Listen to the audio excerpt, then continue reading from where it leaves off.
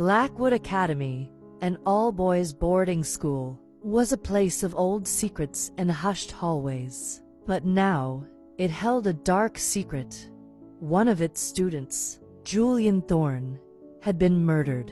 He was found in the library, and a strange symbol was carved into his desk. To solve this crime, a young female detective named Anya Sharma took on a dangerous role. She disguised herself as Kato Ishikawa, a new male student, and enrolled in the academy. Her mission was to get close to the students, find clues, and catch the killer. The boy's uniform felt tight and unfamiliar, and every look or whisper made her nervous, wondering if she was close to discovering the truth or falling into a trap. Days turned into nights. Anya, as Kato, had to navigate the complicated social world of the academy. She was always afraid of being discovered. She learned that Julian had been part of a secret study group and had often challenged the school's old ways. She also found out about the intense rivalries among the students. The mysterious symbol, she realized, belonged to an old secret society at Blackwood, one that everyone thought was long gone. The more she investigated, the more she felt watched, like someone knew Kato wasn't who he seemed. Then, a chilling note appeared under her door. "You're too close. Kato, we know your secret." Anya's heart pounded. Her cover was blown.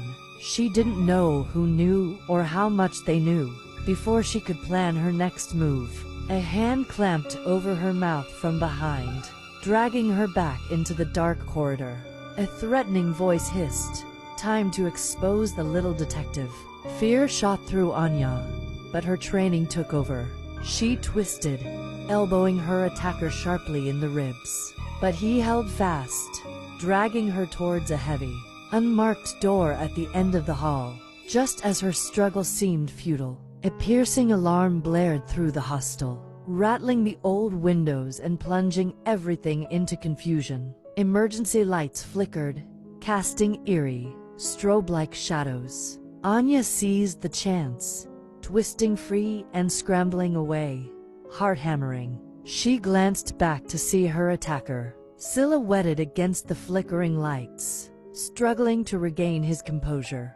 It was one of the senior students, Peter, a quiet but intense member of Julian's old study group.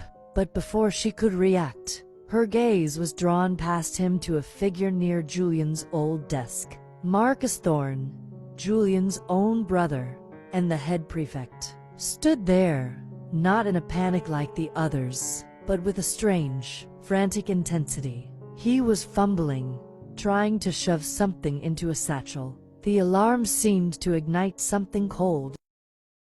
Their eyes met across the chaotic hallway. For a split second, a flicker of raw recognition, perhaps even triumph, crossed Marcus's face before he stumbled back, startling himself. His satchel, poorly secured, in his haste, flew open, and its contents spilled onto the dusty floor. Anya's eyes widened. A dark leather journal lay there, unmistakable Julian's journal. Next to it, glinting wickedly in the emergency light, was a small, ornate carving tool, stained crimson. Marcus froze, his face a mask of horror and fury. He hadn't just stumbled, he'd been caught. "You," he snarled, pointing a trembling finger, not at Peter, but at Anya, his voice ragged with a sudden, chilling desperation. "You know nothing. This isn't what it looks like." But Anya knew. In that instant, every piece clicked into place.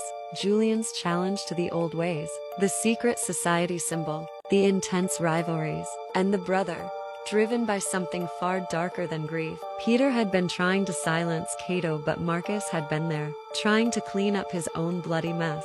"You killed him, didn't you, Marcus?" Anya's voice cut through the blaring alarm, cold and steady, despite her pounding heart. "Because Julian was going to expose the society." "Expose you?"